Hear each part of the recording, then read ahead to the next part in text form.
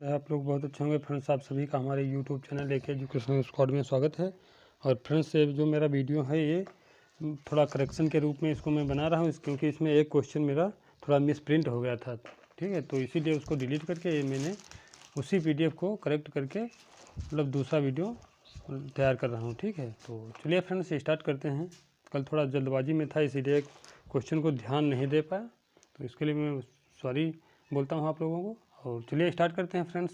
देखते हैं, शारीरिक शिक्षा का मुख्य उद्देश्य है तो व्यक्तित्व का सर्वांगीण विकास करना, ठीक है। शारीरिक शिक्षा जो होती है वो ना केवल शरीर के बारे में, बाकी उसका जो शारीरिक है, मानसिक है, बौद्धिक है, सभी प्रकार का जो पक्ष होते हैं उनका सबका विकास करना होता है बालक का। यानी इसको कह सकते हैं कि बालक का सर्वांगीण विकास करना शारीरिक शिक्षा का मुख्य उद्देश्य है, ठीक है। शरीर का तो होता ही साथ में, और जो भी जितने पक्ष हैं उनका सबका विकास करना होता है, ठीक है। कि इसलिए शारीरिक शिक्षा को केवल शरीर तक सीमित करना उचित नहीं है। चलिए अगला देखते हैं क्वेश्चन। प्रश्न नंबर 2, शारीरिक शिक्षा को लोकप्रिय बनाने हेतु सबसे आवश्यक तत्व है। तो शारीरिक शिक्षा को यदि लोकप्रिय बनाना है तो उसके लिए हमें क्या करना चाहिए, सामाजिक जागरूकता करनी चाहिए, ठीक है। समाज को जागरूक करना चाहिए और समाज में शारीरिक शिक्षा के महत्व को बताना चाहिए। चलिए अगला देखते हैं, खेल कूद की सभी गतिविधियों के लिए सबसे बुनियादी घटक है तो ये हमारी मांसपेशी क्षमता जो होती है, ये सबसे बुनियादी जो है घटक होता है खेल कूद और चलने फिरने के लिए, ठीक है।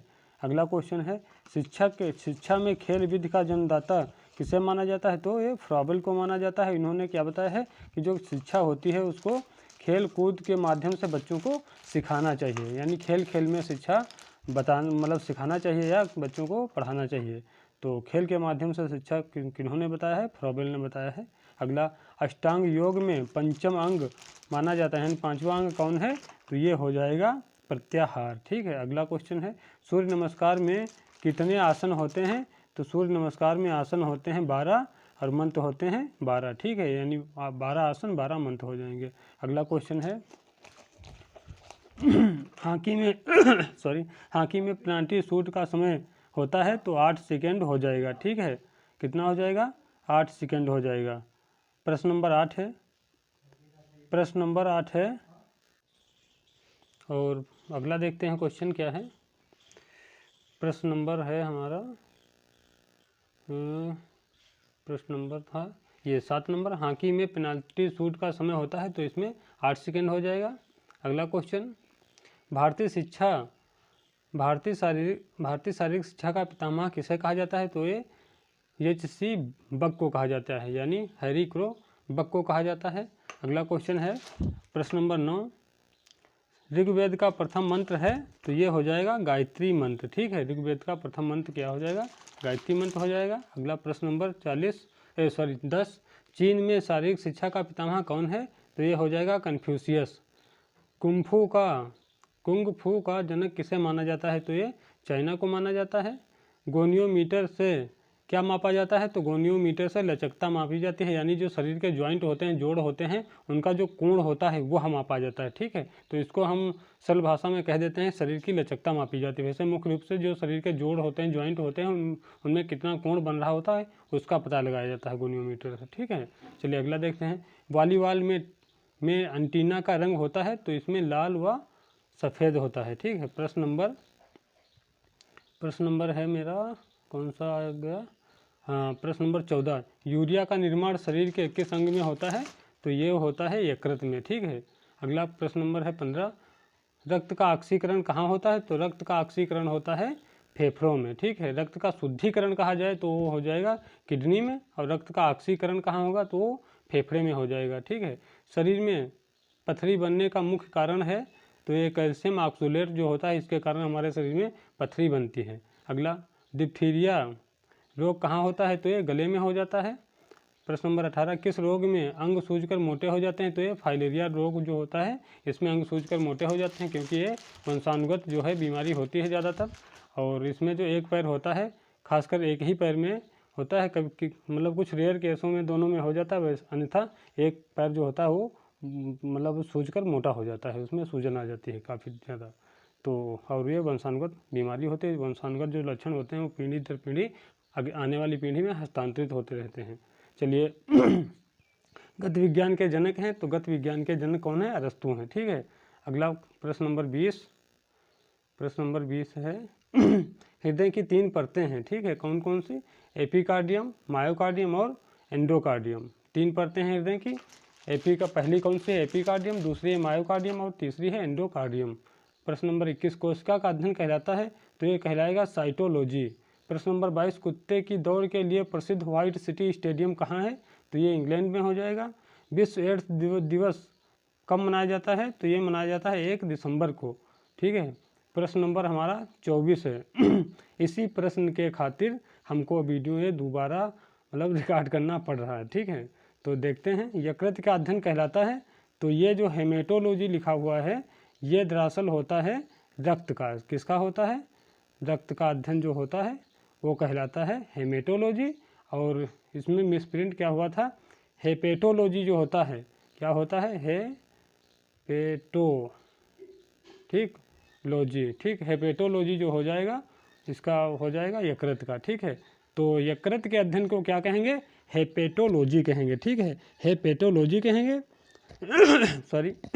और जो रक्त का अध्ययन जो है, ब्लड का अध्ययन कहलाएगा वो हेमेटोलॉजी कहलाएगा। ठीक है, ब्लड का अध्ययन क्या कहलाएगा? हेमेटोलॉजी कहलाएगा। और जो यकृत का अध्ययन है वो क्या क्या कहलाएगा? ये कहलाएगा हेपेटोलॉजी। ठीक है, यकृत का अध्ययन क्या कहलाएगा? हेपेटोलॉजी कहलाएगा। ठीक है, उम्मीद कर रहे हैं क्लियर हो गया हो। रक्त के अध्ययन को कहेंगे हेमेटोलॉजी और यकृत के अध्ययन को कहेंगे हेपेटोलॉजी। ठीक है, हेपेटोलॉजी कहेंगे। अगला क्वेश्चन है प्रश्न नंबर 25 है हमारा। प्रश्न नंबर 25 है सांस लेते समय ऑक्सीजन कितनी ली जाती है? तो जब हम सांस लेते हैं तो उसमें 78% जो होती है वो नाइट्रोजन होती है, 21% जो होती है वो ऑक्सीजन होती है और 0.03% जो होती है वो कार्बन डाइऑक्साइड होती है। ठीक है, तो सांस जब हम लेते हैं तो 78% अंदर लेते हैं नाइट्रोजन और 21% ऑक्सीजन ग्रहण करते हैं और 0.03% जो होता है वो हम कार्बन डाइऑक्साइड लेते हैं। जब छोड़ते हैं इसको रिलीज करते हैं तो ये तो सेम रहती है, 78% रहती है। ठीक है, बाकी जो 21% होती है क्या? ऑक्सीजन, ये घटकर कितनी वापस मतलब रिलीज की जाती है? 17% रिलीज की जाती है। ठीक है, कितनी? 17%। और जो कार्बन डाइऑक्साइड जो ग्रहण करी जाती है 0.03%, तो जब रिलीज की जाती है तो कितनी हो जाती है?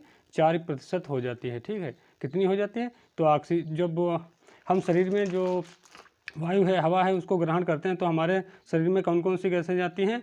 नाइट्रोजन 78% जाती है। ठीक है, और छोड़ते हैं तब कितनी होगी? ये सेम रहती है, 78 लेते हैं, 78 छोड़ देते हैं। ऑक्सीजन का देख लेते हैं, ऑक्सीजन 21% ग्रहण करते हैं और जब रिलीज करते हैं तो 17% यानी 4% की खपत हो जाती है शरीर में। और वो किस में बदल जाती है? और फिर ये कार्बन डाइऑक्साइड होता है 0.03% ग्रहण करते हैं कार्बन डाइऑक्साइड और इसको रिलीज करते हैं, छोड़ते हैं तो 4% हो जाती है। ठीक है, तो चलिए फ्रेंड्स चलिए फ्रेंड्स अगला देखते हैं। उम्मीद करते हैं आपको समझ में आ गया होगा। ठीक है, तो अगला देखते हैं क्या है हमारा क्वेश्चन। प्रश्न नंबर 26 है किसके ऑक्सीकरण के द्वारा उत्पन्न ऊर्जा को श्वसन कहा जाता है? तो ये ग्लूकोज होता है। ठीक है, प्रश्न नंबर है अगला प्लाज्मा में कौन सा प्रोटीन पाया जाता है? तो प्लाज्मा जो होता है, प्लाज्मा में फाइब्रिनोजेन प्रोटीन, कौन सा? फाइब्रिनोजेन प्रोटीन और प्रोथ्रोम्बिन प्रोटीन, दो हैं। कौन कौन से? फाइब्रिनोजेन प्रोटीन और प्रोथ्रोम्बिन प्रोटीन पाए जाते हैं प्लाज्मा में। ठीक है, अगला है प्रश्न नंबर 28 रक्त परिसंचरण की खोज किसने की थी? तो ये विलियम हार्वे ने करी थी। फिर अगला प्रश्न है रक्त किस प्रकार का कोलाइड होता है?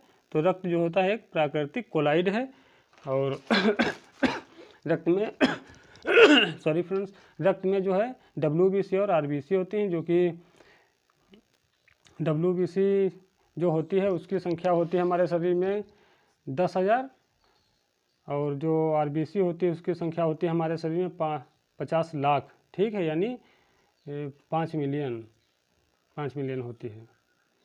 तो और चलिए देखते हैं अगला क्वेश्चन है मांसपेशियों में कितने % जल पाया जाता है? तो मांसपेशियों में 70 से 80% जल पाया जाता है। ठीक है, मांसपेशियों में कितने प्रतिशत जल पाया जाता है? 70 से 80% जल पाया जाता है। और मांसपेशियाँ जो होती हैं हमारे शरीर में कितनी होती हैं? 639 होती हैं मांसपेशियाँ। ठीक है, मांसपेशियाँ जो हमारे शरीर में होती हैं वो कितनी होती हैं? 639 होती हैं। और चलिए फ्रेंड्स, उम्मीद करते हैं वीडियो